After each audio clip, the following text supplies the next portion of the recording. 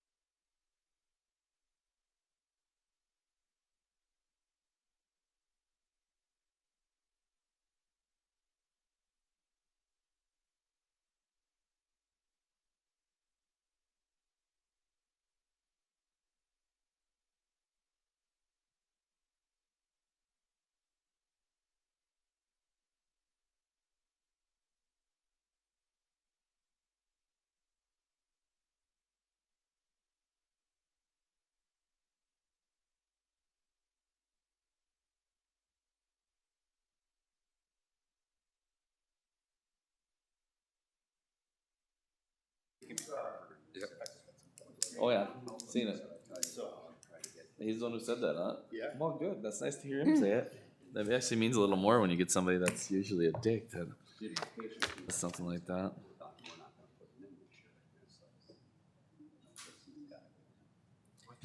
Good morning, and welcome to the Todd County Board of Commissioners regular meeting. Today is Tuesday, June 18th. The time is 9 a.m. Roll call, all county commissioners are here, along with the auditor treasurer and the county coordinator. We will now stand for the pledge. I pledge allegiance to the flag of the United States of America and to the republic for which it stands, one nation, under God, indivisible, with liberty and justice for all.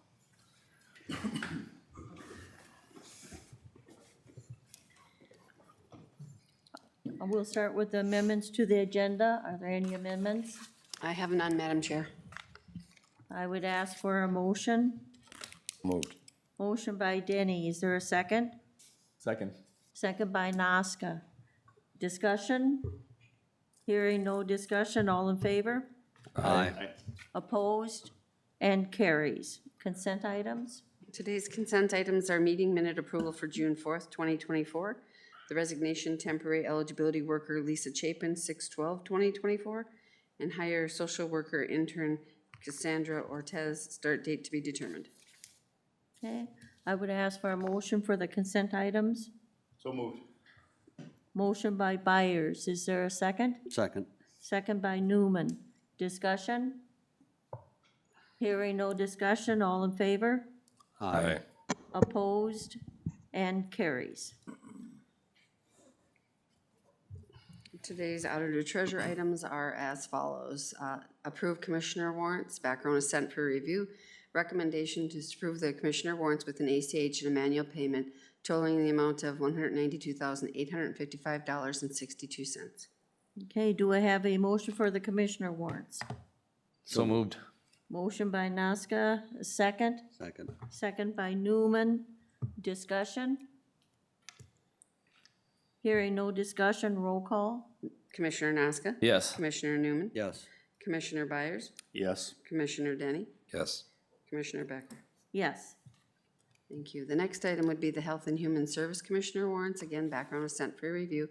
Recommendation is to approve the Health and Human Service Commissioner warrants with an ACH and a manual payment totaling in the amount of $95,006.30.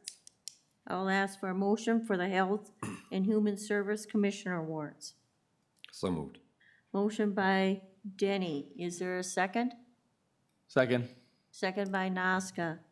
Discussion? Hearing no discussion, roll call. Commissioner Denny? Yes. Commissioner Nazca? Yes. Commissioner Byers? Yes. Commissioner Newman? Yes. Commissioner Becker? Yes. The next item would be the Health and Human Service SSIS warrants. Background is sent for review. Recommendation is to approve the Health and Human Service SSIS warrants with an ACH and a regular payment in the amount of $169,345.13. Okay, I'll ask for a motion for the Health and Human Services SSIS warrants. So moved. Motion by Newman. Is there a second? Second. Second by Byers. Discussion? Hearing no discussion, roll call. Commissioner Newman? Yes. Commissioner Byers? Yes. Commissioner Denny? Yes. Commissioner Nazca? Yes. Commissioner Becker? Yes. The next item I have then would be the Election Emergency Plan 2024's. Background on Minnesota Statute 204B.181 requires counties to create and maintain a local election emergency plan by July 1 prior to a state election, general election. The Auditor Treasurer's Office has gathered the vital information from our County Emergency Management Director and municipal leaders within Todd County and have compiled all the necessary information into a formal plan document. The election emergency plan must be filed with the Office of the Minnesota Secretary of State by July 1 of 2024 for this election cycle. Your options are to adopt the plan or do not adopt the emergency plan. It is our recommendation to adopt the 2024 Todd County Election Emergency Plan as presented. Is there a motion for the adoption of the Todd County Election Emergency Plan? So moved. Motion by Nazca, is there a second? Second. Second by Denny. Discussion? I just gotta make one comment, it's quite a long, large, and with all the names of all the townships and all the locations and Yes, it's addresses and phone numbers and very detailed. very, very detailed, yes. Yep. Any other comments? If not, all in favor? Aye. Opposed? And carries. The last item I have then is the transfer of funds, transfer station project support via ARPA funding. Background: on March 19th, 2024, the county board adopted the resolution for the 2024 Todd County ARPA and solid waste funding for CAP grant project for the construction of the new transfer station building, which committed $1 million of ARPA funds to support the project.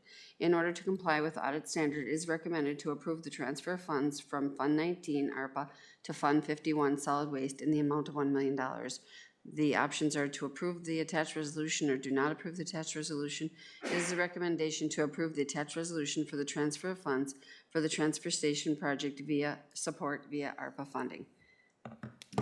Okay, I ask for a motion for the transfer of funds for the transfer station with the ARPA funding. So moved. Motion by Denny. Is there a second? Second. Second by Newman. Discussion. I think we've all had the discussion already. Yep, we're good. Okay. If not, all in favor? Aye. Aye. Opposed? And carries. Public Works, Lauren?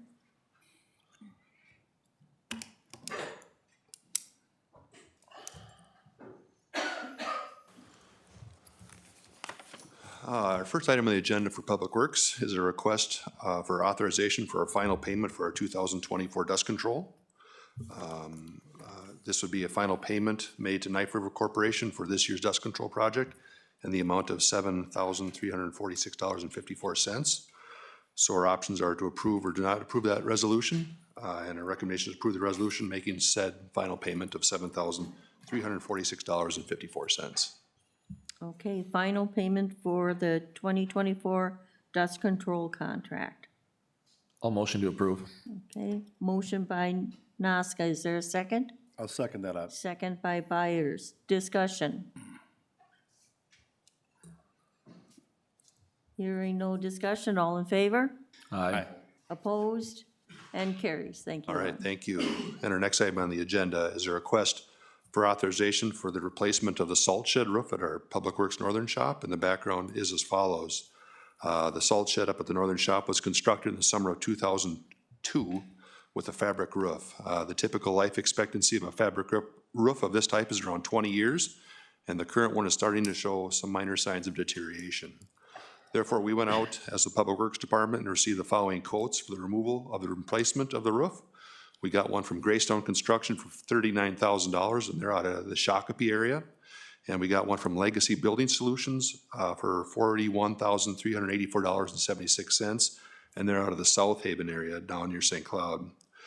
Our options are to approve the attached quote from Greystone Construction for replacement of the salt shed for the $39,000, if not, or our second option is do not replace the Northern Shop salt shed roof at this time. And our recommendation to the board today is to approve the attached quote from Greystone Construction for the replacement of the Northern Shop salt shed roof for $39,000. And as of a note, this project is listed on our Public Works capital improvement plan for the maintenance of our shops and included in this year's budget.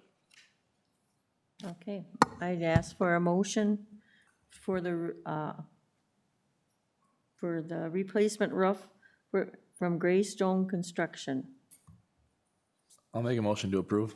Okay, motion by Nazca. Is there a second? Second. Second by Denny. Discussion. I got something for you, Lauren. Yes. So do these guys, either company, do they warranty their work for a certain amount of time? Yeah, there is a warranty on it. I don't remember. I was just wondering if one was a better warranty than the other. The only reason I would ask, why would there be a difference almost? But I'm sure it is what it is. Not sure. Okay. It's No typical problem. contractor. If they're within a certain percentage, we call it pretty close. Okay. Good enough. One might be busier than the other, not sure. Right. And I think at facilities, we'd asked Lauren about even the material of the two, and you said they were really close to the same. Close, yeah. It's pretty a standard material material, and it's a specialty work where, you know, just the Right. average person can't do it. They're Right. specialty corporations. Sounds good. Yep, thanks. Okay, is any more discussion? If not, all in favor? Aye. Opposed? And carries. All Thank right, you, Lauren. thank you. Thanks, Lauren. And just as an upnote, the rock wall construction should be on plan as July 1st. Yeah, I'll just. If you want to just say 2 seconds, yeah. Yeah, so we just got authorization from the Historical Society that our Phase 1, which is our 138 review, was approved. So we just signed the contracts today, which means that our mock-ups will be sent to the Historical Society here in the near future, and then we should have a pre-construction meeting with the contractor, and the work should get started here within the next month. So Yeah.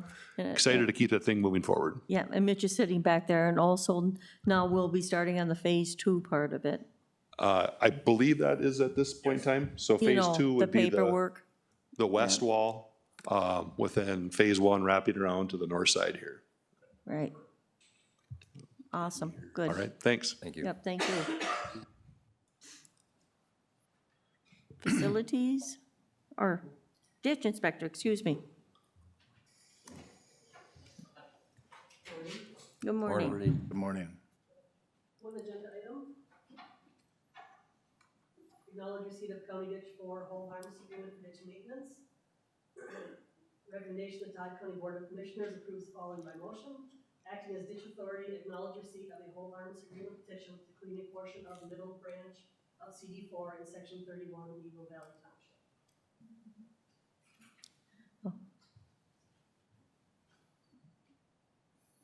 Oh, sorry. And then if you just look at the, it's just from County Road 84 and north. And it's just to acknowledge receipt of it. Okay, I'd ask for a motion for the whole harvest agreement for ditch maintenance and County Ditch 4. I'll make a motion. Motion by Denny, is there a second? Second. Second by Byers, discussion. Hearing no discussion, all in favor? Aye. Opposed? And carries. Thank you, Thank you. Nancy. Thank you, Nancy.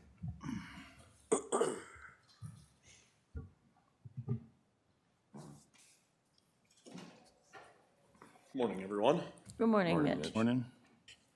Just to expand a little bit on your question about the rock wall. Yes, The second phase that you're inquiring about is the mock-up of the material that needs to be sent in by the contractor. He's in the process of doing that. We're just waiting on them to review it and then send it back to us. But that process was started, roughly about a week and a half, 2 weeks ago. So we're just waiting on them to get back to us that the material is fine. And then, yes, we still are on the July 1st start. We'll be sending something out to all of our staff to let them know exactly the process. is that really close to same testing to test the material that it's Yeah, okay so, with them that it's yeah, it's within their close to- guidelines and standards. We just need to make sure that it fits what they're doing. So the mortar that is replacing the current mortar that is in there, they'll scrape off all the rocks and then put a new mortar back. And the Historical Society wants to test the strength of it and those type of things. So that's what they'll be doing. So just to expand a little bit on the update. So, Okay, alrighty? thank you. Madam Chair, can I ask? Yep. So we do a lot of the projects around here that are on the historical register. So you're saying that they take and tell us what products, because we have to make it back to original, is that correct? That's Correct. We'll be making it back to the original state. Basically, their products have to meet the products used by the contractor have to meet certain standards in order to be able to use, and the strength testing, those type of things. So all the contractor does is make up a mock of what they'll be using and a detailed itemized list of, their mixtures and those type of things, and then they'll send it into the state, which they've done, and then they will send us back yes or no that meets their standards. It's pretty standard stuff. Even in any type of construction, there's standards and material standards that they need to follow, and this is just a little bit more strenuous on the guidelines. So, Yeah, alrighty. okay, thank you, Mitch. Yep, no problem. So I have one topic on the agenda. It's house demolition.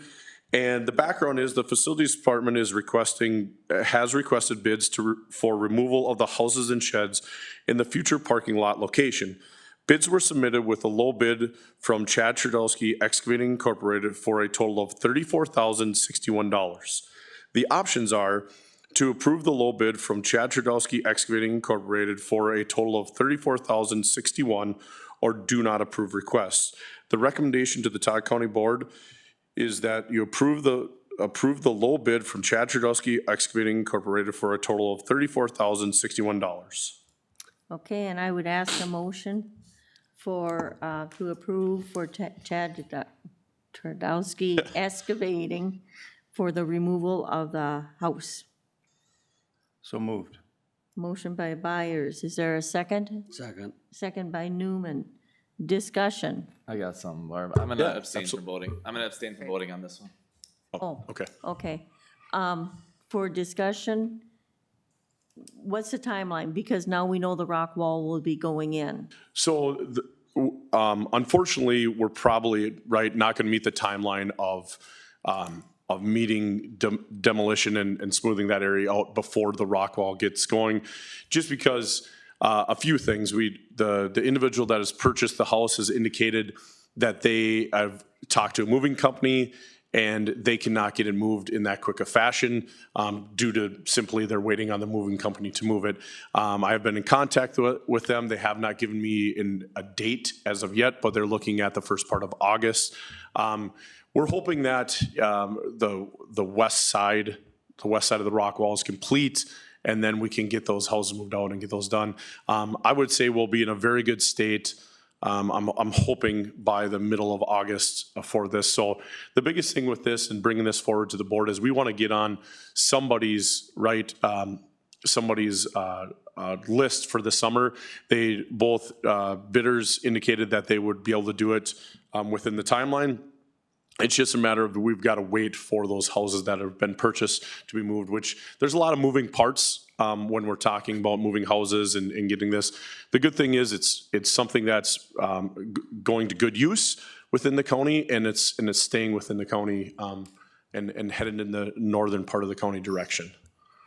Okay, the other buildings are all taken care of, we're just waiting for this one house? Is that We're correct? waiting for the house and the shed that has been purchased by the individual to be moved and those type of things. When bids were requested, we requested them for the demolition of the remainder of those as well.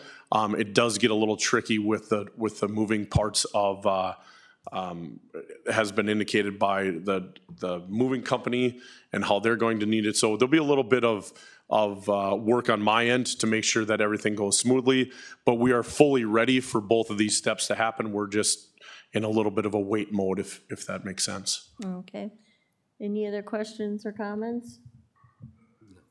Just the sooner the better, because parking's going to Absolutely. be really that- tough around here. We're trying to push it as quick as we can. We've got, MAAC has done their parts, so we're ready. It's just, we'll keep emailing and keep in contact with those individuals, and I'll keep the board updated when I get for sure dates on moval and those type of things. Alrighty? Okay. Madam Sounds good. Chair, may I ask a Yes. question? Is it something I should be looking at different than we had election judge training planned up here for July 17th and 18th? So with, Move that to someplace else? we can discuss that after board. It may or may not be. The one thing that I've been in discussion with is with the school and using their parking lot for a time being while we do this project in the rock wall. Now, with that being said, we're going to have to look at other ways to move along that sidewalk. Will obviously be closed, those type of things. And the west side will be a minor thing. We're hoping for we're hoping for September, middle of September to be done with the rock wall and those type of things. But the majority of the bulk of the work is on the north side. So we're hoping that it goes fairly quickly down the west side with the rock wall. And that'll be the less labor intensive of the project. So July 17th, yeah, we can talk about that after board. We may need to do something simple with the hilltop parking, just maybe we close off for your election judges and how many you have coming in at that time, so. Okay, perfect, thank you. All right. Let's visit on that. Okay. Any other comments or discussion? If not, all in favor? Aye. Opposed? Thank you. And And carries. abstaining. Yeah, and you made that comment? I did. Okay, very good. Thank you. Yep, thank you. Good morning, Commissioners. Good morning. Morning. On the agenda today is board action for our fleet rotation. Sheriff's Office is in need of 3 vehicles for our squad fleet rotation. After looking at the options, the purchase of 3 2024 Chevy Tahoes is the best fit for our needs. The price for the Tahoe package is $151,948.44 with the state bid, and $25,754.58 for the vehicle equipment, for a total price of $177,703.02. Options are to purchase the vehicles and equipment at the price of $177,703.02, or not purchase the vehicles. And our recommendations is to purchase the 3 2024 Chevy Tahoes from North Country GM and the equipment from Emergency Automotive Technologies for a total of $177,703.02. And this is a budgeted item, and last year we sold one of the other vehicles at auction for the replacements, but we had no backup fleet. And now we've solved that problem last year, so we'll be selling 3 of the current fleet by auction through our K-bid site. So that would be our options. How do you sell them, Mike? You put them on bid or? They go to auction. Okay. Somebody in place in Fergus Falls comes in, they pick them up and bring them up there, we clean them up and we sell them. Okay, Our next option is, we're probably gonna be looking at maybe some pickups next year. We think that the sale value is gonna be better. And I know Crow Wing has some pickups, and there's some of our staff that would like to try them, so we're maybe mixing it up just a little bit. okay. I would ask for a motion for the purchase of the vehicles and equipment at the price of $177,703.02. So move. Motion by Newman. Is there a second? Second. Second Byers. Discussion. Hearing no discussion, all in favor? Aye. Opposed? And carries. Thank you, Commissioners. Thanks, Mike.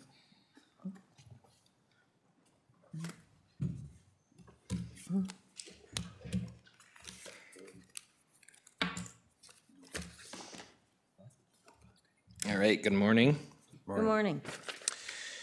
First item this morning is Windy Acres preliminary plat, an application for subdivision to create a single 10-acre lot on parcel 28001400 in Wycombe Township was submitted on April 18th. The application was reviewed by the Planning Commission during the June 6th public hearing. The final recommendation was to approve the preliminary plat with the conditions listed below. Options are to approve the preliminary plat with the conditions, develop findings, and deny the preliminary plat, or remand it back to the Planning Commission with the extension to the decision period. Recommendation is to adopt the findings of the Planning Commission and approve the preliminary plat with the conditions below. 1, new accesses from the township road shall be approved by the local township prior to installation, and 2, that the applicant abide by all other applicable federal, state, and local standards. Okay, I'd ask for a motion for approval of the Windy Acres primary plat. So moved. Motion by Denny. Is there a second? Second. Second by Nazca. Discussion? Hearing no discussion, all in favor? Aye. Opposed? And carries. Okay, next is Barry's Wooded Acres preliminary plat. The application for subdivision to create a single 1.85 acre non-riparian lot on parcel 24003600 Turtle Creek Township was submitted on May 14th. The application was reviewed by the Planning Commission during the June 6th public hearing, and the recommendation from the Planning Commission was to approve the preliminary plat with the conditions below. Options are to approve the preliminary plat with the conditions, develop findings and deny the preliminary plat, or remand it back to the Planning Commission. Recommendation is to adopt the findings of the Planning Commission and approve the preliminary plat with the conditions below. Number 1, that new accesses from the township road shall be approved by the local township prior to installation, and 2, that the applicant abide by all applicable federal, state, and local standards. Okay, I ask for a motion for approval for the Barry's Wooded Acres primary plat. So moved. Motion by Nazca. Is there a second? Second. Second by Denny. Discussion? Hearing no discussion, all in favor? Aye. Aye. Opposed? And carries. Okay, Next, the Brandinger request for CUP. An application for conditional use permit to establish a fiber processing business on parcel 0100277701 in Bartlett Township was submitted on May 10th. The application was reviewed by the Planning Commission during the June 6th public hearing, and the final recommendation from the Planning Commission was to grant the CUP with the conditions below. Options are to grant the CUP with the conditions, develop findings, and deny the CUP or remand it back to the Planning Commission. Recommendation is to adopt the findings of the Planning Commission and grant the CUP with the following conditions. Number one, that off-street parking shall be provided for all business traffic, and two, the applicant abide by all other applicable federal, state, and local standards. Okay, I'd ask for a motion for the approval of the manager request for a CUP. So moved. Motion by Denny. Is there a second? Second. Second by Nazca. Discussion? Can I ask what fiber processing business Sure. does, or what they're gonna do, or what they're gonna produce? It can be a lot of different things. In this particular case, it's sheep's wool that they're breaking down, waste wool that they gather in bulk that has no value, and they're breaking it down and pelletizing it into a soil amendment product. Instead of using traditional fertilizers, there's nutrient value to that and organic matter. And it also works to keep like certain insects in the soil away. It's really new. There's limited research out there, but the University of Minnesota is starting to get into it, and they're creating it locally with a pelletizing machine that's not very big at all. And they just run it out of their garage. Yep, and they sell it in just 1 pound bags right now at local farmers markets and stuff like that. But they're looking to get larger scale too. Wow. It was interesting. I'll say that. Yeah. Entrepreneurs we have. in Don't town. waste Yes. anything. Innovative and Sounds cool. entrepreneurial. Thank you for that explanation. Yeah. Any other questions or comments? If not, all in favor? Aye. Opposed? And carries. Thank you.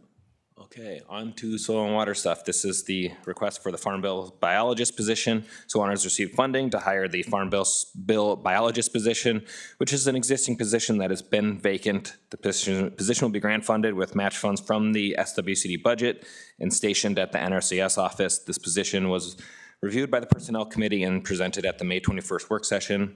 Options are to authorize the hiring of the Farm Bill biologist or do not authorize. Recommendation is to authorize the hiring of the Farm Bill biologist. Okay, I got a question Sure. first. On the signature page, if you go to that signature page on the very end of the contract, my question is, the chair of the board is not on that signature page, nor the soil and water chair Right. board is not on that signature page. And usually if things go through the county board, usually we're on the signing page. So I guess Sure. my question is why? Yeah, I guess I don't know. This is how it had always been set up in the past with previous positions.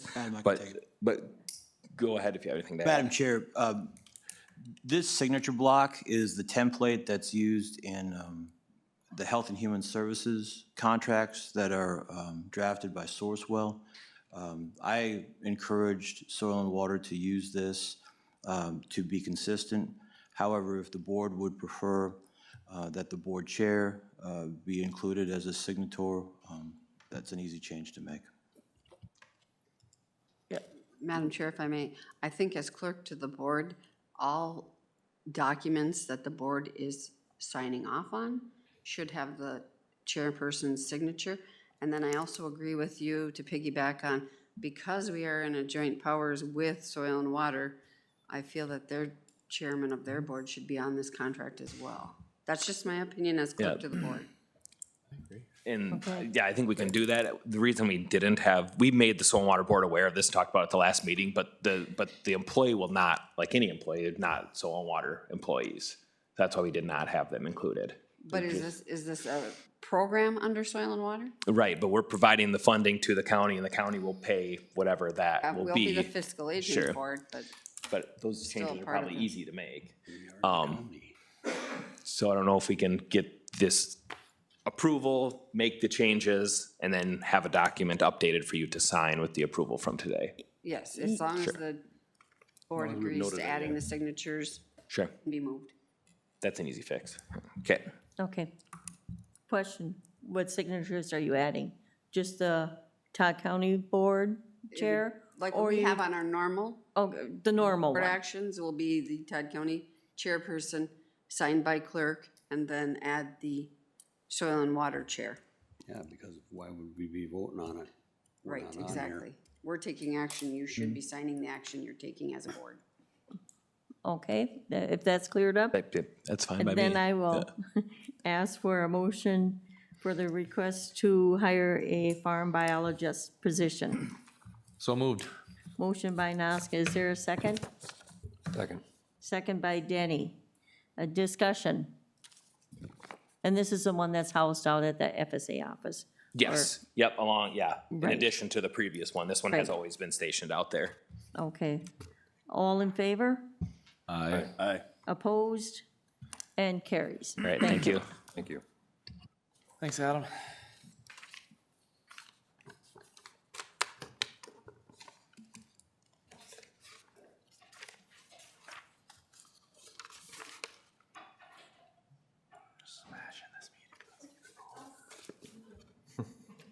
Good morning.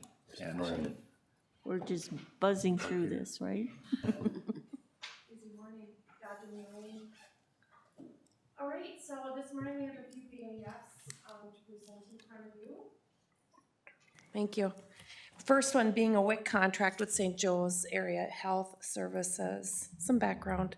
At the Commissioners' Work Session on June 4th, 2024, the need for temporary WIC contract was discussed to meet the needs of the WIC program until the new WIC coordinator can be hired. St. Joe's Area Health Services is willing to provide a dietitian to support Todd County's WIC program. The county attorney has reviewed the attached contract.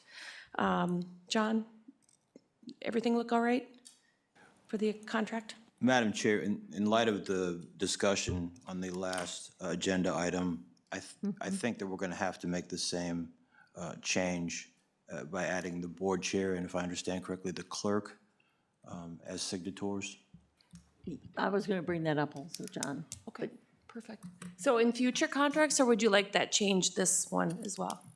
Madam Chair, I was going to make that comment. We need to get on the same page with Sourcewell, so future contracts look like the board chair, or the board would prefer versus what's been used in the past.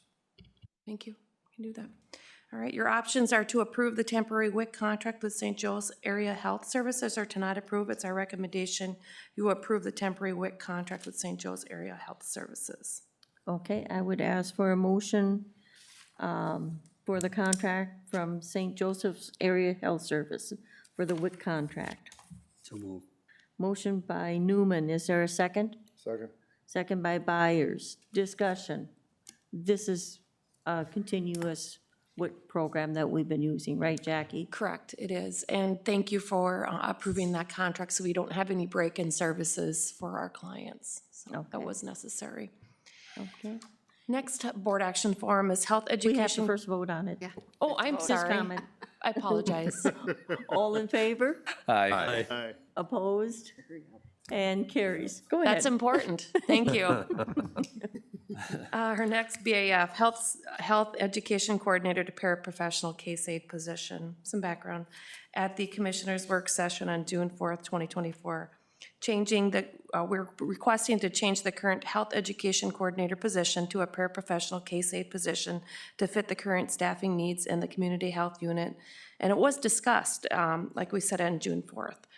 This will be an approximate savings around $13,000 from a grade 9 to a grade 5. Your options are to approve the change of the health coordinator position to the paraprofessional case aid position, or to not approve. It is our recommendation you approve the change of one health education coordinator to the paraprofessional case aid position. Okay, I'd ask for a motion for the health education coordinator change to a paraprofessional case aid position. So moved. Motion by Noska, is there a second? Second. Second by Danny. Discussion? And we had this at Work session? work session and had that discussion, so should save the county a little bit of money, in matter of fact. Okay. All in favor? Aye. Aye. Opposed? And carries. Thank you. Yeah, we are looking at our positions as they become open again, as we always do, but really just trying to right source those individuals to our current needs in the department.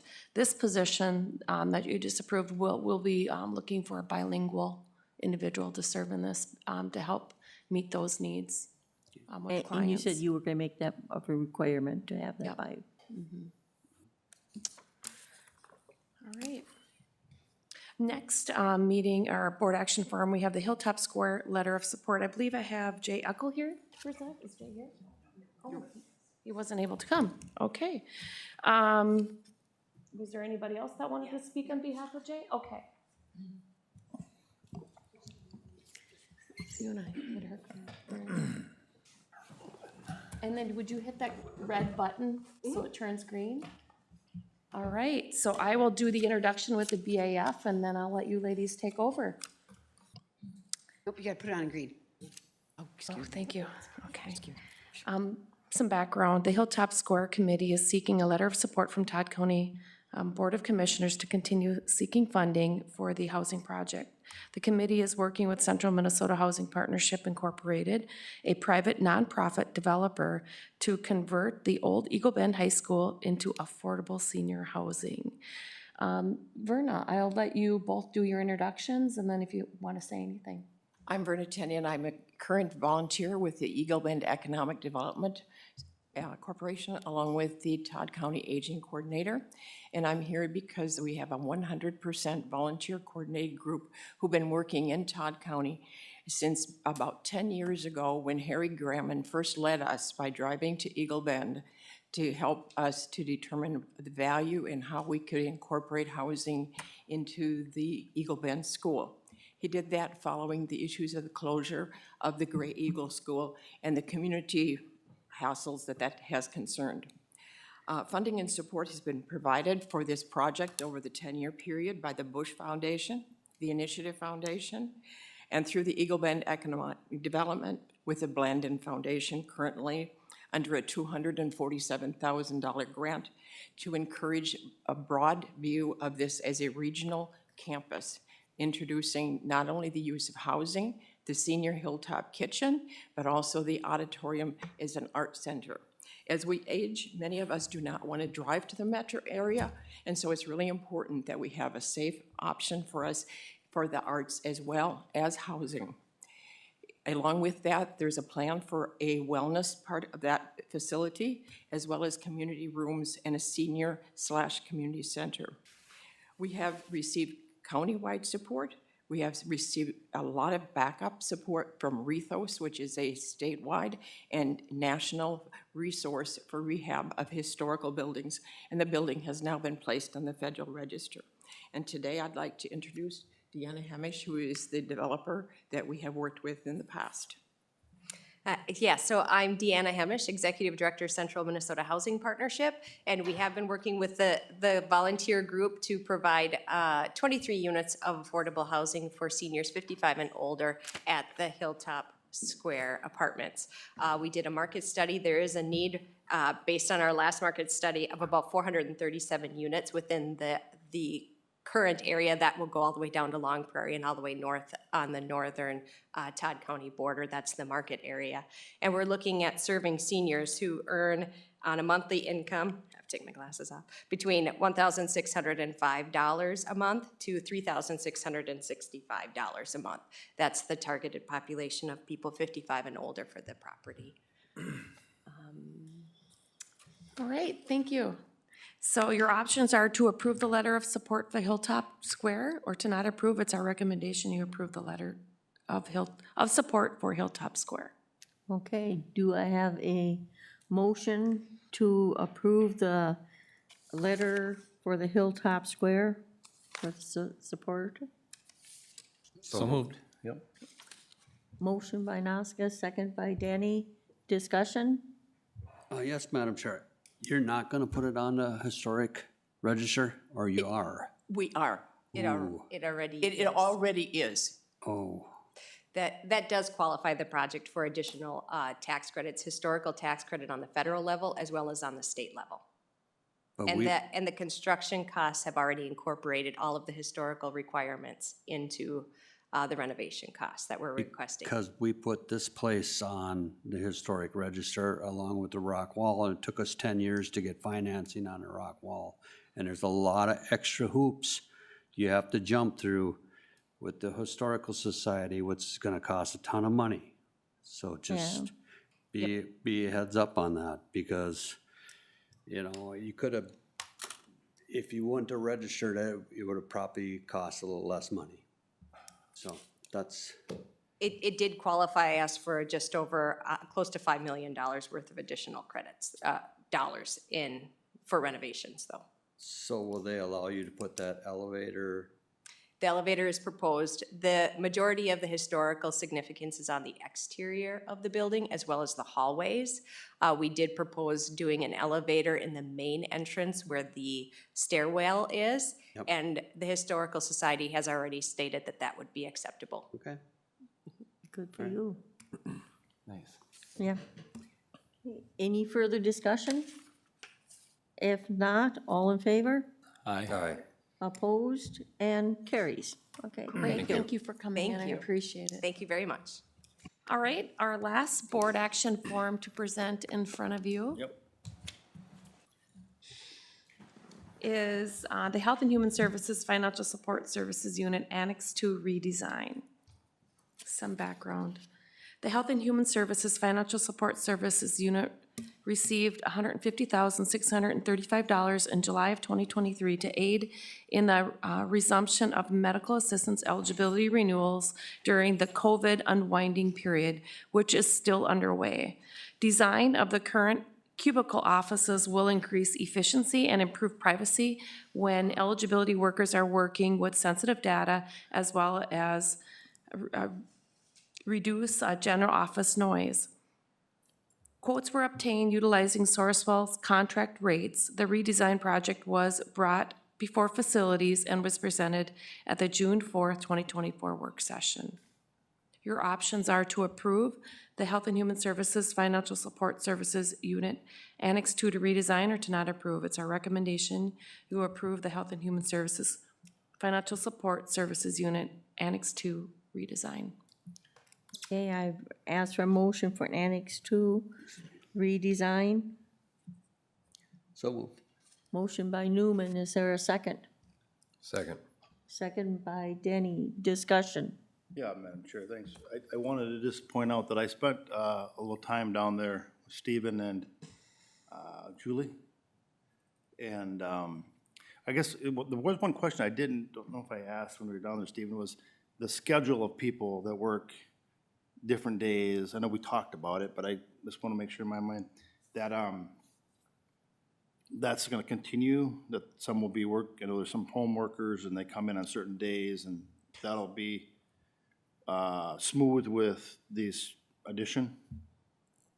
So, I'm not sure I understood the last part, like the transition, or we are not changing anything as far as their schedules go. Okay. So we require that all staff be in the office on 1 day a week.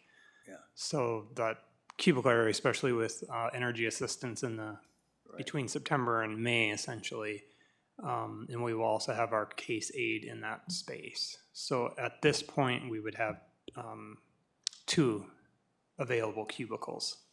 Okay, thanks. But yes, on any given day, there will be teleworkers, so that there wouldn't always be somebody occupying all cubicles at the same time. Yeah, I had a great visit with them. I'd recommend all commissioners get a chance to go down and talk to the folks, because they spent a lot of time with me and really helped me understand what their needs were and the privacy issues and the potential growing area with additional population moving into our area. So thank you for the time. It was well received. Thank you. Okay. And just on that note also, this is being funded through, what is it, the eligibility fund? Correct. It's DHS funded, yes, and it's with pretty strict criteria and what we could use it on. So we thought this is the best way that we can put it back in the department for the staff. Privacy is a huge concern, and it's something that we can do that maybe might help with the volume of work and calls that they get. We also, with the remaining dollars, plan to, and then we were able to increase office efficiency with adding more spots for people. Like I had said, I think at the work session that the current desks are made for paper, and we're living in a pretty electronic world these days, so we're able to add more office spots for people to sit at, but also we're gonna, with the additional funding, or the remaining funding, I should say, we're gonna look at other offices to see if we can optimize and add some office efficiency there as well. But we'll start that process with bids and then facilities and work session and bring it through and vet it through like we did this one. I mean, unless you're about 7'8" or maybe 8 foot tall, you couldn't reach the back of the desk. It's a.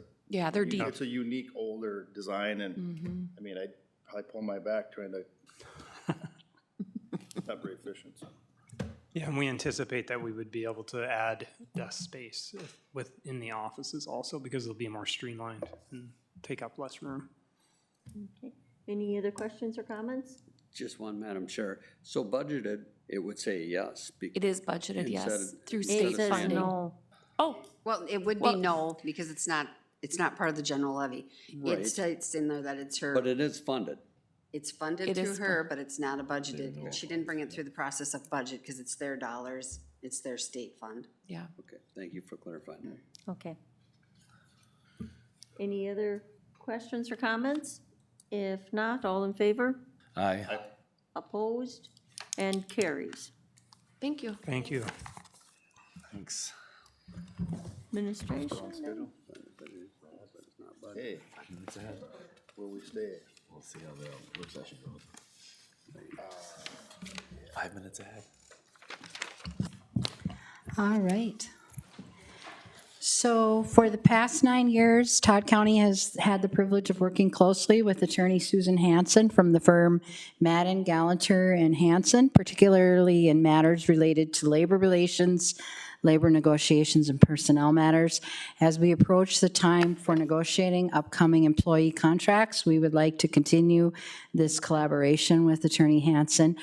During our recent work session on June 4th, the board reviewed the consulting agreement between Todd County and Madden, Galanter, and Hansen. Based on this review, we made a few small changes. Today, we are presenting the updated agreement for your approval. Attorney John Lindeman has also reviewed the revised agreement and supports it. We believe that continuing our partnership with Attorney Hansen will ensure a smooth and effective negotiation process benefiting both our employees and county as a whole. And I'm asking you to approve entering into the agreement. Okay, with that, I'll just make a note that we did change the signature page on that one also, to add the board chair in on signing it. And I would ask for a motion for the contract for a labor law lawyer, Susan Hansen. So moved. Motion by Newman, is there a second? Second. Second by Byers. Discussion? I think we all met with her yesterday in a closed session, so I think it went very well. Any other discussion? If not, all in favor? Aye. Aye. Opposed? And carries. Thank you. Thank you. We will go into standing reports then. Madam Chair, for myself, I attended the AMC district meeting on June 7th up in Fergus Falls and felt it was very well worth my time.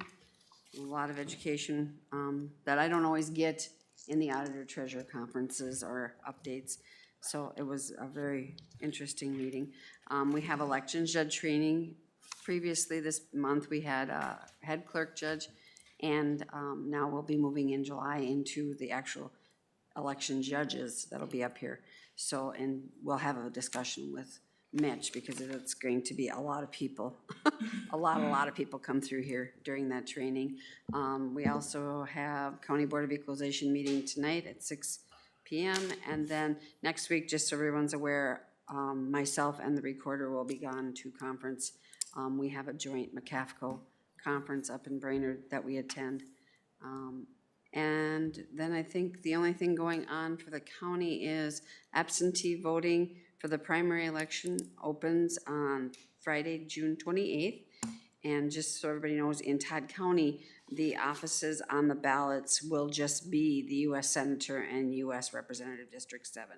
So very, very minimal ballot, but we have to do our due diligence and still run the elections as called for. But you won't see anything on the ballot but those two categories. Okay, thank you. Thank you. County Attorney? Thank you, Madam Chair. I apologize for my speech impairment this morning. For Father's Day, I got a foul ball in the mouth from my son. Happy Father's Day. As far as the office update goes, we have a legal assistant starting soon. We're pursuing grant funding to get some temporary intern help as far as scanning documents and getting a jump on that, because it's the type of work that never gets done. We're having an interview for the vacant assistant county attorney position, and so fingers crossed we can find the right fit. Other than that, we keep trying to help out the other departments and keep our head above water. Thanks.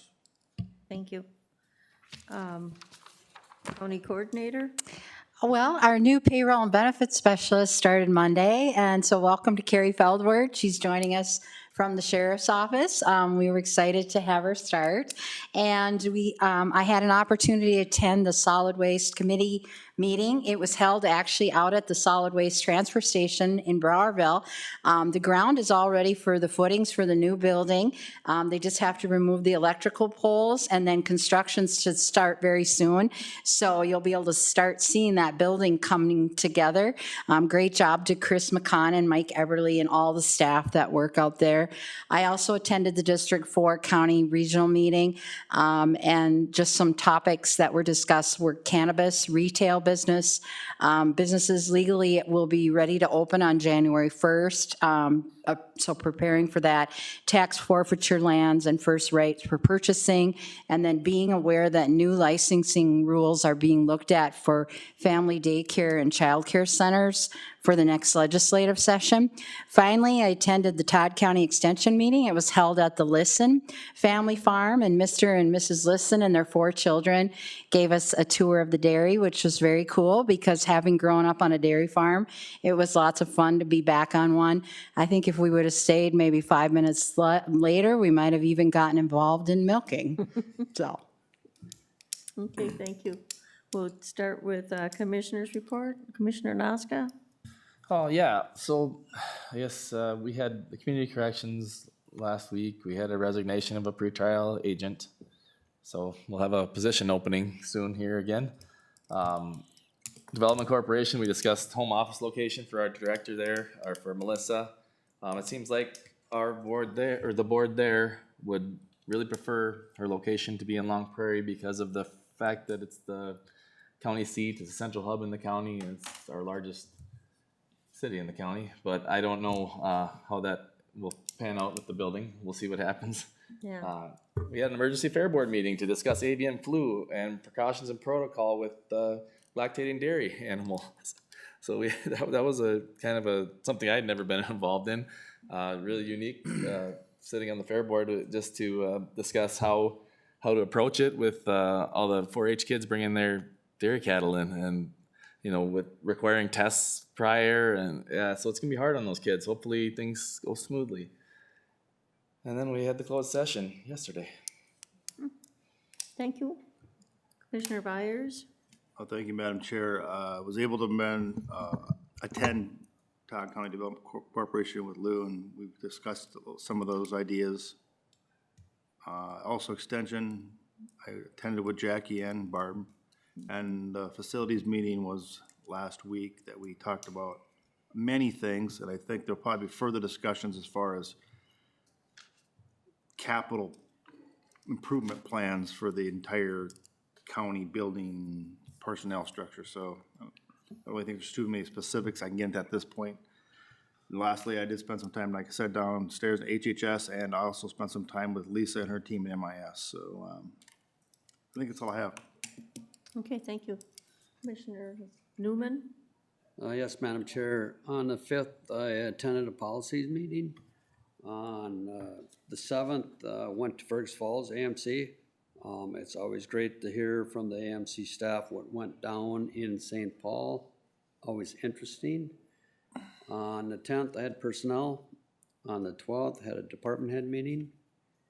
On the 13th, water and soil, solid waste, which, you know, with the rain is not helping us out there. So, Rainbow Rider that night.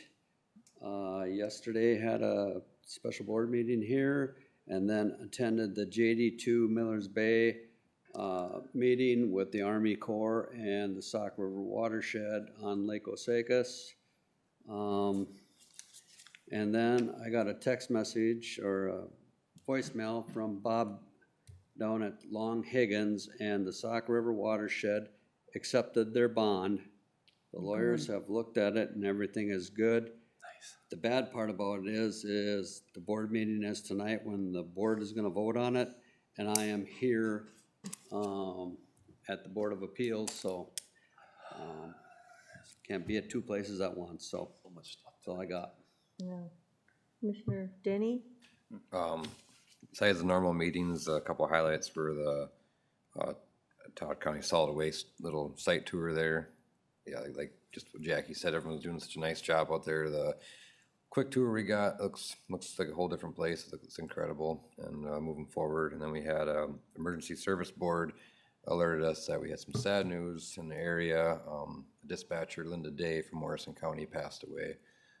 So that was just want to send our condolences to Morrison County Sheriff's Office and with her and her family. So. Okay, thank you.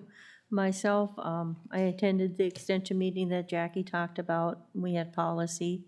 We had AMC over in Fergus Falls, and we did make copies. I think Jackie made a copy of everybody's seen it, and that's the legislature action that AMC is dealing with. So we made sure everybody had a copy of that. The other thing is on Saturday, the 8th, I was a volunteer for the Ronald McDonald Ride that came into Todd County, and I was asked to give a special thank you to our sheriff and his staff. Excellent, excellent job. And that's what they wanted to make sure that we relayed to you. Absolutely appreciated it. Thank you, Gerald. Then on the 10th, I had corrections, personnel. We had the facility on the 11th, soil and water meeting. And yesterday, we had the closed session. And onward and forward with, will be more to come on that with our labor negotiations and our new wages coming in. So with that, I would ask for a motion to adjourn the meeting until, when, July 2nd? So Motion by Byers, is there a second? Second. Second by Newman. Discussion? If not, all in favor? Aye. Opposed? And the meeting will be adjourned until July 2nd. And we'll take 5 minutes and we'll go into work session. Done before 10. Did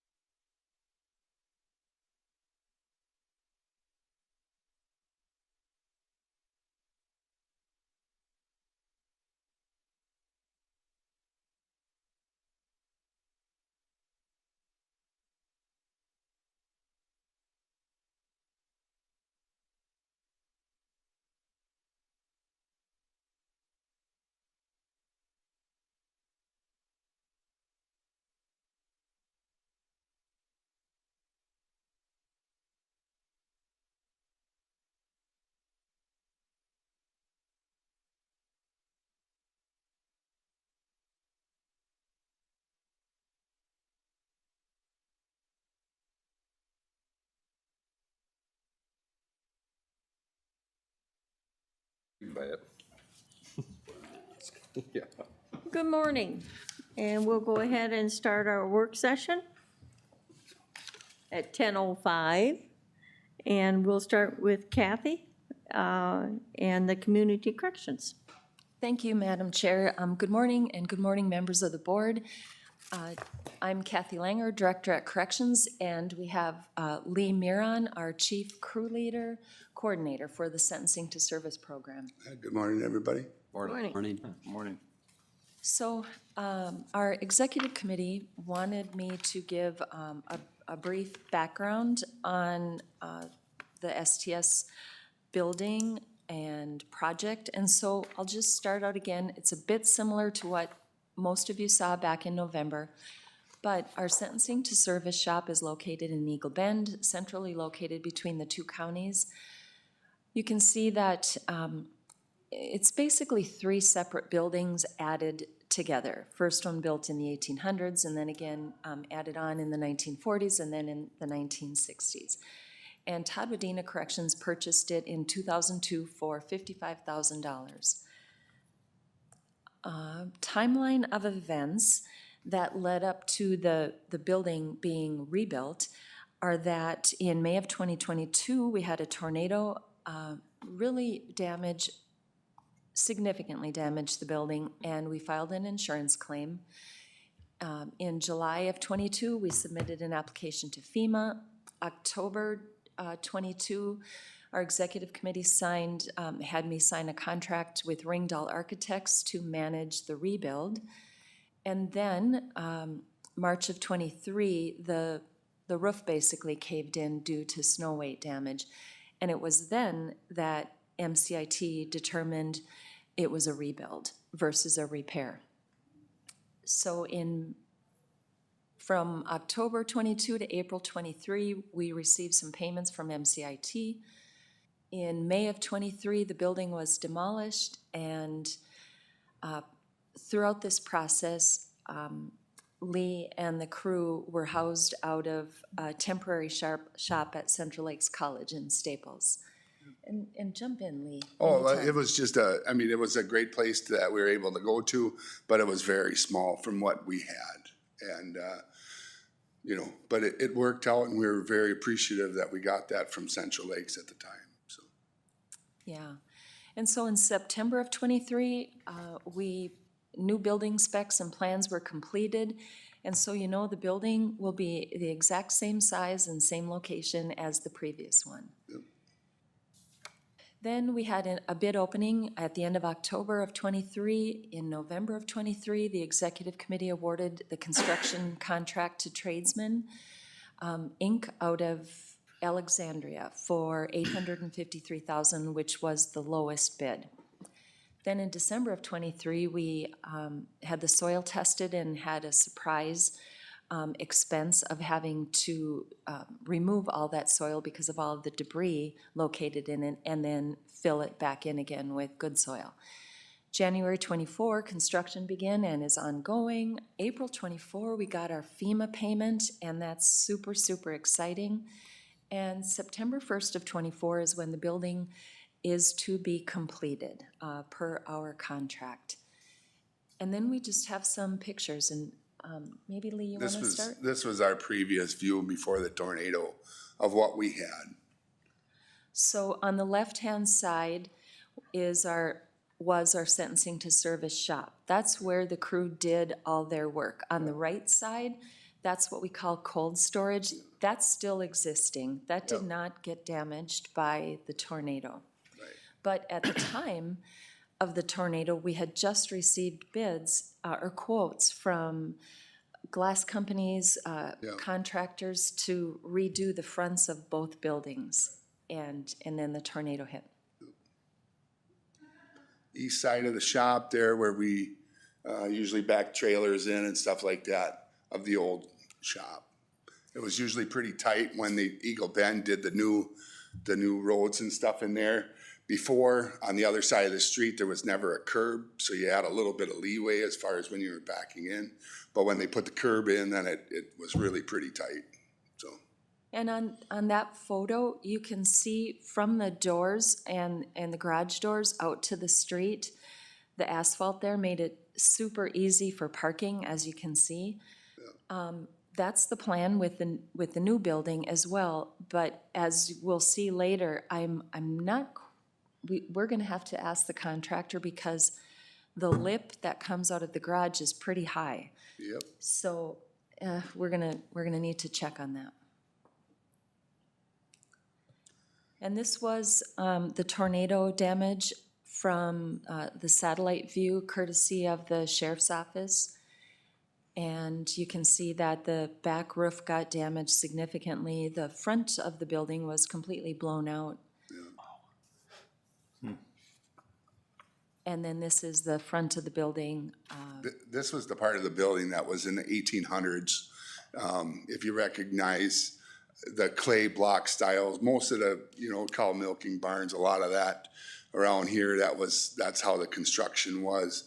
They're, at the time they were top of the line or whatever, but they are very brittle blocks. And this is the part of the building that they said we should just repair at first. Yeah. MCIT anyway. Even though the front of the building, the roof was completely shifted inches off of the walls, they still felt that it was a repair. Yeah. And then in March, I believe the snow hit and caused the roof to collapse. Yep. And MCIT determined it was a complete rebuild. And so that's exactly where we're at today. And this is a photo of the new STS shop. This was taken, I think I took this maybe 2 weeks ago, and last week they already started putting the steel on the roof. And I guess subject to the weather, now today, the steel for the exterior walls was supposed to be in and starting to be put up, but not sure if that'll happen. Yeah.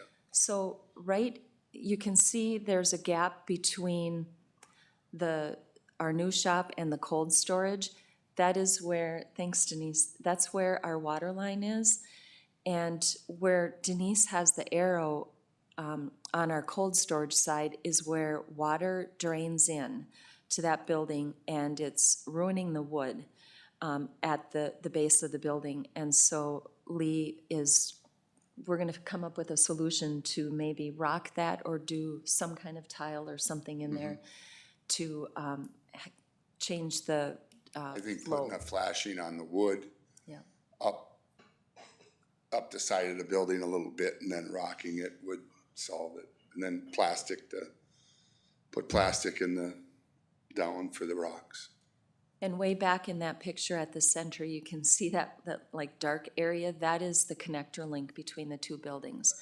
And we're still gonna have that.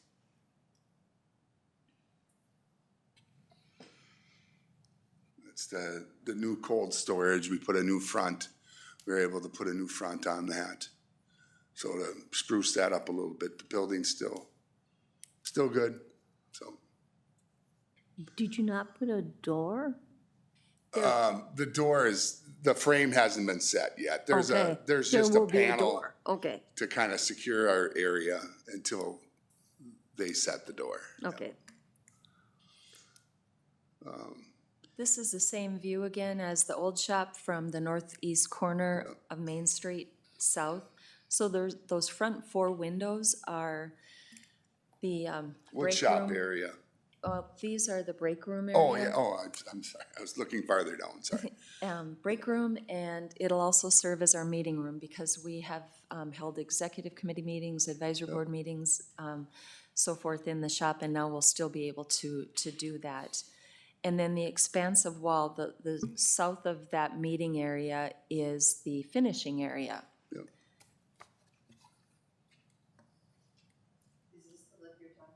Yep. Yeah. Well, because it has to be, because them pads coming out have footings underneath them. So it's gonna be rampy, very big ramp coming up to that pad from the street. I don't really care for it, but I don't really know what they can do about it other than, but yeah, it's not good. That's the So- one thing I don't like about it. Lee, at our executive committee meeting, some of the members talked about maybe having a sidewalk run from where it's lifted up there from the north to the south. But, so that was one of the suggestions made, and then simply have it asphalted below that. But I think your preference would be that we be able to park along there, Right. right? Right. Okay. And then I think for ADA, for handicap, I think you have to be up to them pads to Okay, be handicap compliant. okay. So, but that's the view. This is our shop bay where, on the first bay on the left there, we were able to use a door on each side to have a drive-through bay. And that'll prevent a lot of our, having to kind of really crank them trailers in. And then especially up this new grade now that we're gonna have. So that'll be nice. And then, it's a wash bay, mechanical bay. And, that's kind of what's gonna be going on in there, so. It's just the alley side of it. If anybody remembers where the tradesman trailer is sitting in the picture, there was that old, it's probably 1800s, one car garage for a Model T type garage, and we tore that down also. Census served did. And that's our back shop. Back area, that's access to the cold storage. So on this side, on the first bay, we'll be able to drive in through that alley and then back in there. And hopefully we can either cement that area or Class 5 it. That would be wonderful. Either way would work, but Yeah, something to make it easier for snow removal. snow removal and stuff like that, yeah. Yeah. It's before the cross wall was in, that's our break room, meeting room. I think the approximate break room size is gonna be 25 by 31. And so when the crew is there, working on projects, that's where they will have their meals, take their breaks. And then we'll also, corrections, use that for meetings as well. Finishing area, which is, painting and stuff like that, sanding, light sanding, stuff like that. This is our same room. This is kind of the finishing room. And on the far left, it'd be my office, a utility room, and then the two rooms on the right are two bathrooms. Woodworking area, we have our saws and sanders and all the tools that we use. This is the woodworking area again, and it's just also a picture of the door to the cold storage. Right. And just the maintenance and wash storage area. So we, going into this, we had planned expenses and then, of course, extra or unexpected, maybe expected, but had to come up with some extra funding for them. So our planned expenses were the dirt work, the demo hall, backfill, when we originally had the building taken down. And then our architect, the contractor's bid, and contents and replacement. And so we also plan to have the building signed, have, Todd Wadena Community Corrections on the building, and do the rock between the buildings and Class 5 or concrete the back area. So the planned expenses total about $965,000. And then we have had extra expenses and probably more to come. Soil replacement, there was a lot of debris in the soil when they dug to put the foundations in, and so we had to pay to get the soil replaced. We increased the slab depth. The existing water line was not usable, even though so we had to put a new one in, and had to upgrade the electrical panel to one that would meet the electrical inspector's requirements, given the fact that we do vehicle maintenance. When they dug for the water line, which was to be put in at 8 feet, they hit a lot of water at 5 feet, and so we had to pay to have that extracted. And then we also secured rebar in the wash bay area where the big vehicles will be coming in and out of. So our funds available that we have on hand are our MCIT payments. So you see what we've gotten for the building, what we've gotten for contents, and then what we got from FEMA. We also have had saved money in our STS fund balance for this, so we have that money, and then we took some funds out of our general fund balance.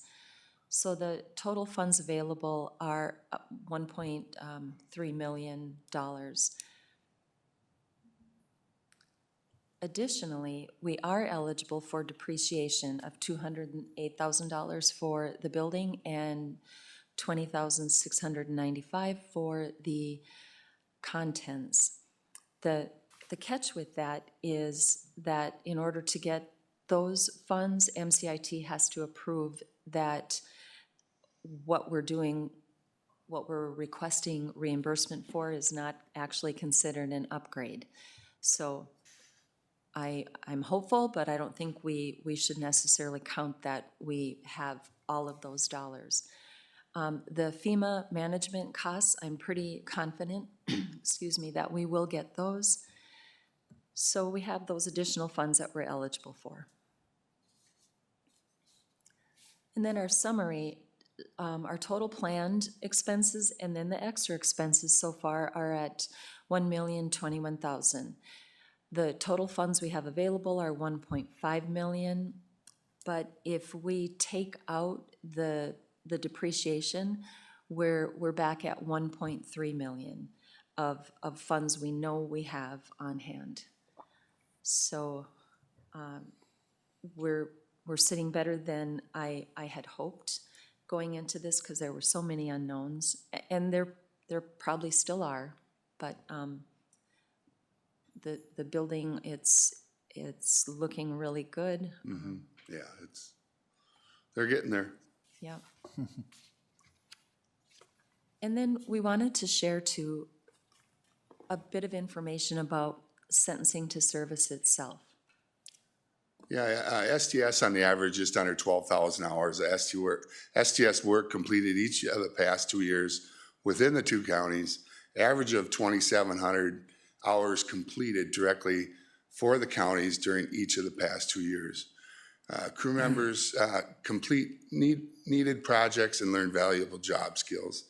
And we got them 2 handouts, and that's what some of the jobs that we've been a part of the last couple of years.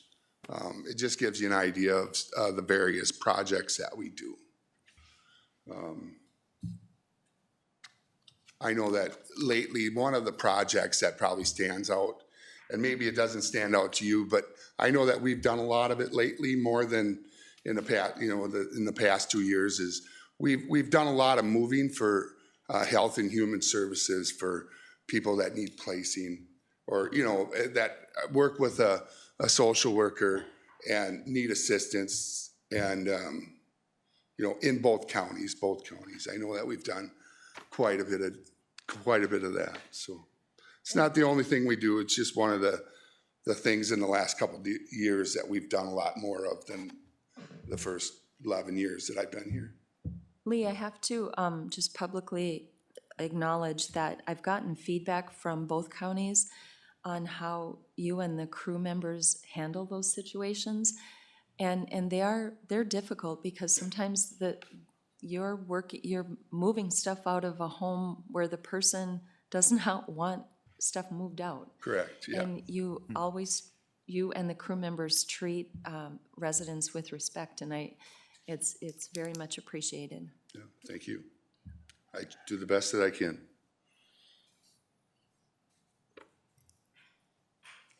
And that's really it. We welcome any questions now, but also anytime. Yeah.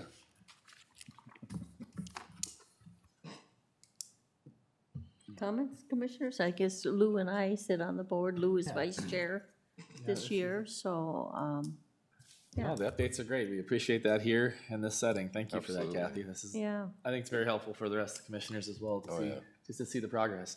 You're welcome. Appreciate it. Yeah, and I think as a member of the county park board, Sentence to Serve has always been there when we need their help, and we're very, very grateful for that. And then I will be calling on their assistance again. City of Osakas put in a new fishing pier. They did not have the T on the end. It rolled over. They're gonna have to do some fabrication on it, so I'll be contacting you, Lee.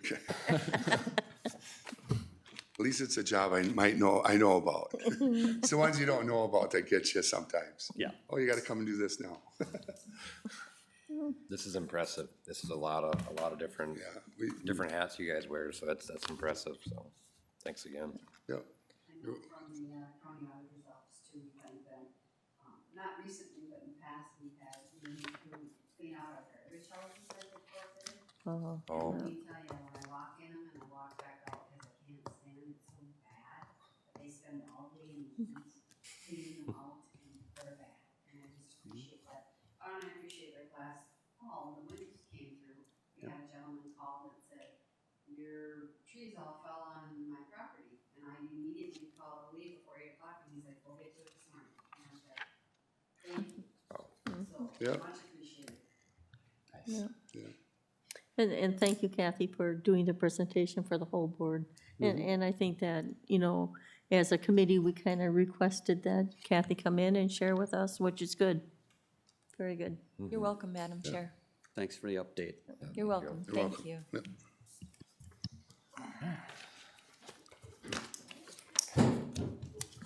No. We,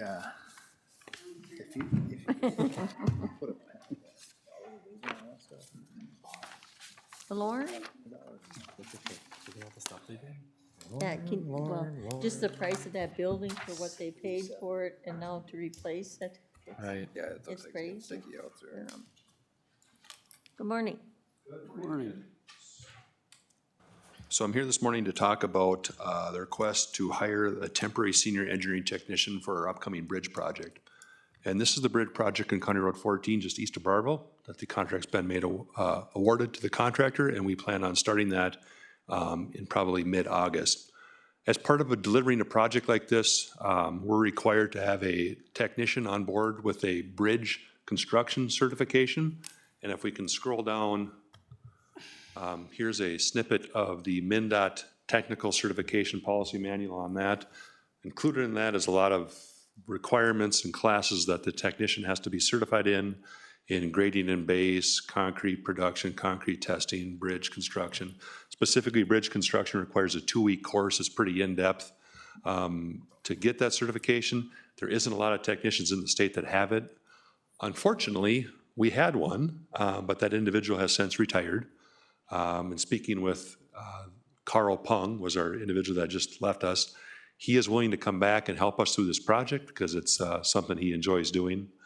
So therefore, I put together this basic spreadsheet comparing if we brought Carl back as a temporary engineering construction inspector at the wage he'd be willing to take, comparing to those hours. If we went out to compare that to getting a consulting engineer to do it, we could basically save probably around $50,000 because consultants aren't cheap.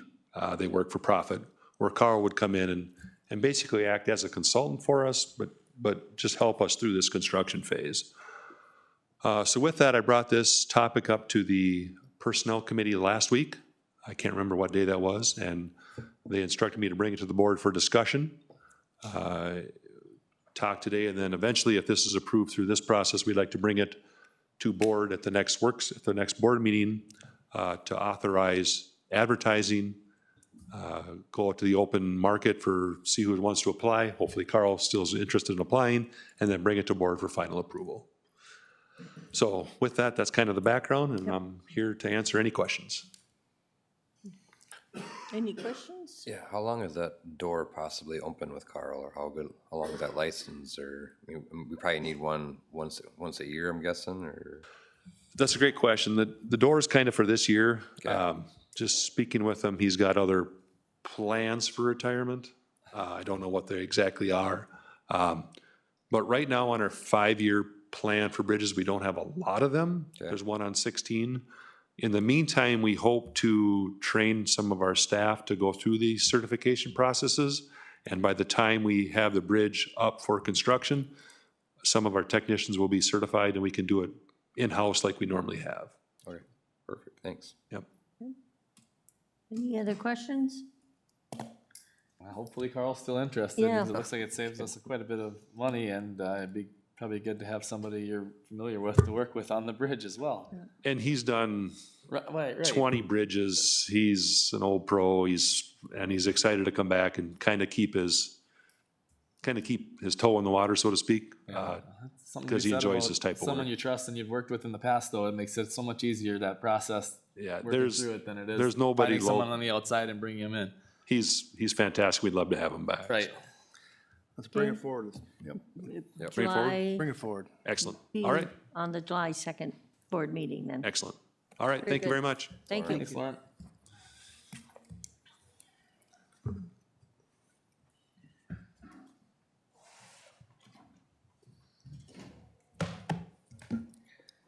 Good morning, everyone. Good morning, Mike.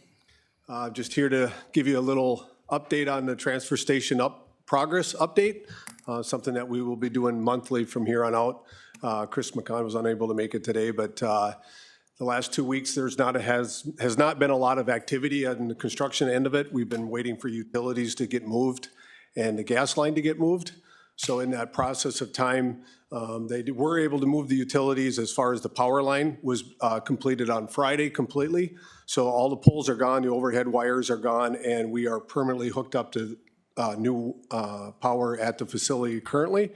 The transfer station, the new transfer station gearbox is installed and all that. So right now, it's really pretty quiet there. We're waiting for the plumber's permit. We do have a construction meeting at 1 o'clock today, so hopefully I'll get a little bit of an update on that as well. And they were out yesterday marking gas line, but unfortunately you don't have a lot of control on those two entities on when they're gonna come, but right now we're just waiting on that process. Friday also, they were able to come. I know the two commissioners that sit on our committee were there on Thursday. We had our meeting out there, and much appreciative that they came out. The west access is completely finished. They did seating on Friday and was completed, the hydro seating. So that is completely wide open for our customers, and that's been a big improvement for us. So we're kind of really business as usual now for the rest of the summer for the way we're placing everything, because the disruption of the facility now is over with all the aggregate being moved. So they basically, the next step is now start to put in the new sewer, prep that, and then start putting in foundations. So it's close. So once we get that plumbing permit and the gas line moved, then we'll be in good shape. So there's really not a whole lot else to report. At the next session, we will have a spreadsheet design. We did make our first big substantial payment from High Tech through MPCA, so we're monitoring that. The couple small ones, the mobilization bill that we sent in May 1st was $60,000, I think, for High Tech to mobilize their equipment. Took 4 months, roughly, is what we've been seeing payment from the MPCA, so we're working with Jeannie to hopefully speed that up a little bit, as we now are gonna see some pretty substantial payments coming up. I think the one we just submitted was $600 and some thousand, so we're just kind of keeping an eye on that, just to help our budget, so. Okay, and this morning, we transferred that ARPA fund, that 1 million.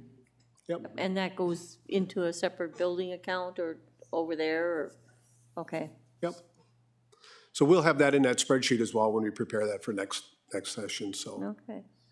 But otherwise, Does the rain or weather, is that hurting you right now or no, not? not really. It's just the utilities. Okay. Otherwise, they would be already doing the main water coming in from the Highway 71 ditch and such, but right now they're just waiting on that plumbing permit.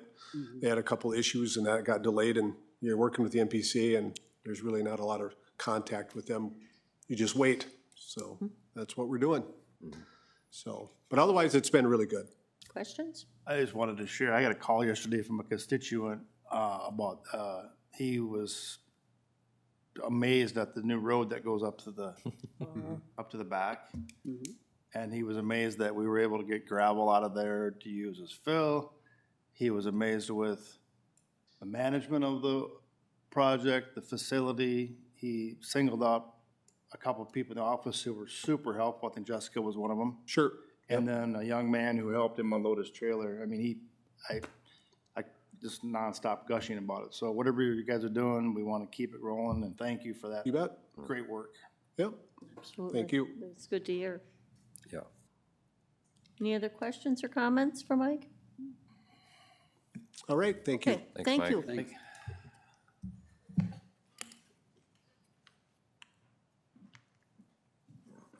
So much good work going on. That's great. I know it. So exciting. I mean, it was planning, I and finally know. we're to that point. Starting to see some of the results. I was just asking Jenna in the back there, she had the opportunity to drive by and she hasn't. I'm like, Not yeah, yet. It's Sounds pretty like you better awesome. get I over mean, there. It's pretty amazing. I'll have to stop by and see the new building up in Eagle Bend too. Or Oh, that's I mean, really that turning looks out amazing, nice. too. So it's good to see all that progress finally paying. Okay, we are here to talk about an open position that we have, an Office Support Specialist 1, requesting or starting the process of we've been to personnel and moving that position into a case aid like we did the last one with the health education position as well. We're just seeing a lot of changes in our clients that are coming in, and we're trying to optimize when we can optimize and be more efficient. There is going to be a grade change if approved by the board, but also a cost savings because you're able to get some dollars back from the state. So this is where I'm going to let Jenna take it over. So what we're looking at, our current office support position is funded based on an FTE split. So we share it out between our financial support area and our social services or social worker area. The new position that we are looking at would be funded, or the work would be taking place mostly in the financial support services area. So that gives us an opportunity to claim 50% FFP on the position. And right now, we only Want to tell them what claim- FFP is? Yes, that's federal financial participation dollars through the MA and SNAP and TANF federal programs that we operate. Right now, we claim the 50% for the current position, only 46% of their salary costs are eligible for that. So we're looking at shifting the work more over to that area where we would be able to claim higher dollars. So this would not be a new, well, it's a new position, but taking one position and changing it to a different position. So the numbers of staff will be the same, the position will just be classified differently than what it is currently. Still full-time, Yes. full-time positions, okay. Yep. Yeah. Did the other or the older position, did that come through, you're going to not use that position? So you're Right, going so to that'll be eliminated. if this is- eliminate it, and this is the new position, that's why they're here. We still have people who sit in the OSS 1 position, so the job description will not go away. Okay. This one seat Will be yeah, transferred. right, correct. And unless there's any objection, we'll have that come to July 2nd board meeting? That's July 2nd. We're almost It's there. crazy. I know. Yeah, I know it. When I had to look and see, all the way to July now. Very good. So, okay. Okay, Thank thank you. you. Thanks.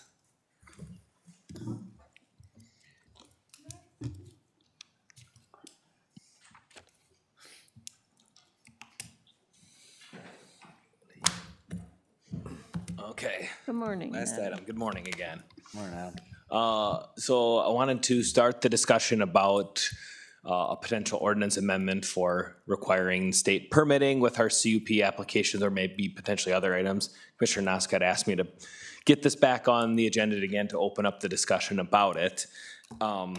I guess all I'm looking for today is that it is the desire of the board for me to dig into this a lot more, and maybe come back to a work session to kind of present the findings and options to address this.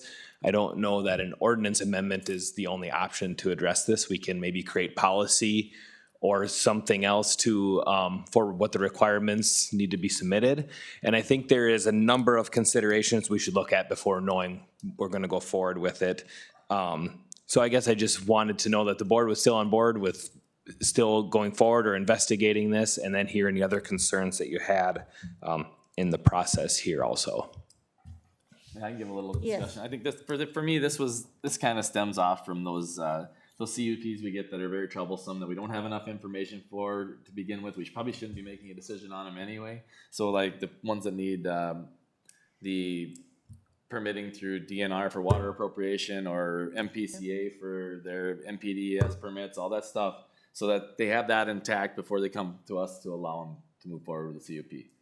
Right, and even changing our ordinance, that there's a statute that you have to notify, especially with ag, that you have to notify the state that we are in the process of changing our ordinances and get their blessing. So, I mean, you gotta also look at the state statutes and how those state statutes affect our decisions. Right, well, yeah, and these things should, I mean, for us to make a decision, we should have all the information available to us at the time of the decision, not wait for it after we make the decision. I agree. That's where I sit on it, 'cause I like to have everything, make the decision on the information that should be available, not that might be available. Right, but the amount of research that even I had to do on some of that stuff, I mean, you're spending all afternoon just researching stuff to make sure you're making a good decision. Right, And right. it's- Yeah. And I think a couple of these, we've all did a lot of research. Yeah, well, and hours, we shouldn't have yeah. to do that research. The research should be done before, and we should be presented with the data, not us have to go dig for it. No, I agree with you. Yeah. Personally, I mean, making multi-million-dollar decisions with, you know, without that is, to me, I understand there's always conditions on the stuff, but, I mean, it's gotta be bulletproof for me to be saying yes to some of the stuff, so if this makes it more bulletproof, sign me up. Adam, does that create something like, I'm trying to say, like, would you have to have some kind of a cutoff there for size of project or The scope of project. scope of even. project or something, or, I mean, before the Right. state gets required, because I mean, the state could require everything of every little change if they wanted to, so I'm just trying to figure out where would be how would you set that up or design? Maybe you don't know yet how, so we're not I mean, even. waiting on every little one, but, I mean, so it's hitting the big ones. They get We the- don't require it though. So MPCA requires it when they get over so many animal units to have an MPDES permit. Yeah, And- I don't and- think our projects right now required it from them, from state though. I don't think they were, I believe Dairy Ridge would have required it. An NPDS permit? Yes, absolutely. but not a water appropriation. Yeah, one. he- They with had the one amount of water he previously. uses, Oh, they had one, okay, He needs okay. a water appropriation. So, I mean, the Okay. state's already telling him they need these things, Yeah. that so many animal units or so much water You're usage. just saying, you just want the permits They provided. just want to see them before they come to us with Yeah. it. And that's my thoughts. Yeah, no, I No, because we're approving something and we don't even know if they're going to get the, I like the Permit. fact that all the information's there first, yeah. yeah. Because Applying and if, approving are two different things. yeah, But I don't know how it's, because if the state approves it, that gives us the okay, say, okay, the state's checked into this, they've done the research. It just gives you the, okay, they know what's going on. We're looking at it without saying, I don't know if they're gonna approve it or not. And, but Right. we're supposed to approve it before they do. And we approve those based on the condition that they're going to get the permits down the line. And Yeah, but I it's- get what you're saying, and that's the whole basis for the conversation here. But on the flip side of that, the other argument I see is that if we have an application and all these permits are achieved before we even get the application at the county, we go through the process and it comes to this board for approval, is the board then in a position where they only have one decision to approve it? I don't think we want to remove the local controls that we want, but if we have everything in place and then the board finds they want to deny the application, we've provided a whole bunch of ammunition for an appeal against the county. Does that make sense? Madam Chair, let me restate it. Adam, can you think of a situation where getting the state permitting in advance would mean out-of-pocket costs to the applicant? Every one of them would require out-of-pocket costs in advance of the application even coming to the county. I don't think there's any, if I'm understanding your question correctly. Can you give an example? So like the water withdrawal permit, I don't think it's expensive. Do you know the dollar amount offhand? It's a couple hundred, maybe $300. Yeah, it's not a lot, but you pay that fee with your application to the DNR and then they go about their business. Same with the NPDS permit. I think that's a little bit more expensive to go through that process. But it's beyond just the permit costs, right? You pay your consultant for the manure management planning and your engineering on your manure pit or building design. You have all these costs plus the permit application fee that you need to have in place before they'll even address the application with MPCA. And that's just one example as a feedlot permit.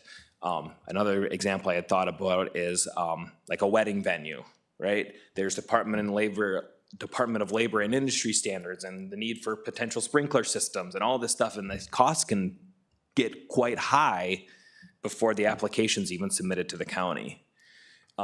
And so I'm not deterring it. I think it's important that we have this conversation, but these are all the things that I think we really need to bundle together. I can present it in a lot better fashion, maybe at the next work session. Also, our application deadline for the next planning commission was yesterday, and we don't even have a meeting. So that gives us maybe till the August planning commission meeting or that deadline, whatever, to kind of get our thoughts together. And I don't think this is we don't have to have it done yesterday. I just want to make sure if we can cover ourselves, and the liability is where I'm looking at. If we tell them go ahead, then before the state does, and the state still says yes, they can still come back at us. If the state says yes, it's not our problem anymore. They can go take their gripe with the state for the state permitting it first for the water or for the manure management or for whatever. Yeah, and their legal counsel can deal with the state. Rather than us. 'Cause we were just told, here's what you have to do. I understand and appreciate the perspective and the wanting of the information, but I think it's just important we consider these other potential things that may happen in light of it. Can you put together something with that, with like the costs that they could incur, I mean, an average on things like that? Yeah, just so we can. I could maybe take 2-3 Maybe it's different just the types pros of and land cons. I uses. mean, or pros and the cons. pros and cons, because Sure. when you get 25 constituents that all think you're nuts for proving something that has not been proved by the state, okay, there's one thing. B, I'm not making multi-million-dollar decisions without bulletproof stuff. That's just the way it's gonna be for this guy. Does that put anything on the That's board? bulletproof for the liability for the county and for the constituent. Does that change anything? Which I agree with Mr. Byers there. Does that change anything, the fact that they make a financial investment first and then the county denies it? I mean, is there any gray or muddy water there? Or? That's a question I don't know the answer to, and those are the types of things that I was hoping to hear. John and I haven't had a chance to really connect deeply on this. I think I could talk with some of our neighboring P&Z folks and just gather a whole bunch of information. But before I started diving in and spending a bunch of time on that, I want to just initiate the conversation here today. And I appreciate that too, because obviously you got a lot going on, so you're gonna have to take your personal resources and go, this is where the commissioners are telling me to go. I, as one of the 5, that's my direction for me personally that I'd like to see. You four can speak up if you have, but I know you're gonna take time and energy to do this, and I would appreciate that. Sure, I'm glad to do it. I wear 25 different hats in this job, okay? We are concentrating on multiple things. When it comes to planning and zoning, I agree with Bob, where we have to have our I's dotted and T's crossed, because when we start getting calls from constituents, and then we have to stop what we're doing with other areas of the county to come back in and focus on what planning and zoning should have done, or the planning commission should have done. It takes time away from over here. And then I have to sit over here and start doing research because the constituents are also doing research. And I gotta find out what they're telling me is true or not. Yeah. And so And I think then that- then I have to go to the county attorney maybe and ask a question because I'm not a lawyer. So it just, For me, it's probably a very big change, and I think you might have had some, person, when I went to the digest, we talked about some of these things. It's a change, obviously, for what we have done. So, coulda, shoulda, woulda, it's a change, and so I think a few of us are saying, let's look at that change, so, Yeah. yeah. Okay, and I think I've heard what I need to hear, but Yeah, you're of good. course. Yeah, and I can. Forward, yes. Yes, and so what that next meeting is July 2nd or something, I can connect with John before then and my other resources partners out there and organize some information a lot better than just open discussion here Yeah, and have that and prepared. probably bring it back to work session again at this Yep, point. and that will give us adequate time at that July 2nd meeting before the next planning commission Yeah. deadline, if we want to get this moving come August. Yeah. Keeping in mind, we have to address the cannabis stuff here very shortly also. I'm We waiting do. for more information on that, so hopefully that's coming soon, so, yeah, we'll run these potentially side by side. So I just wanted to know where the board was at, and I can take it from there with the assistance of others, so. The excitement in our voices is passion, that's what it is. Just to clarify, it's passion. Adam, thanks for your willingness. Yeah, and I don't know, it was a couple work sessions ago, maybe, we were talking about life in the ag zoning and Yes. stuff, so I put those trifolds up there. Take a look at them if you have any comments, but that's kind of what we're thinking we would give to people when they're applying for permits in the ag districts, just as, and we'll just leave them on the front too, so I did print them wrong, I apologize for that. When we actually put them out there, we'll print them correctly, but if, read through them, and if you have any comments or whatever, I'm happy to hear them. Otherwise, that's what I had, unless there's anything else. Thanks, A. Well, thank you, Okay, Adam. thank you. Thanks, Adam. Yeah, thank you, Adam. This looks good. You didn't get one? No, you can have mine, because mine's better. They're all printed out like that? We're done. So we can do some education stuff.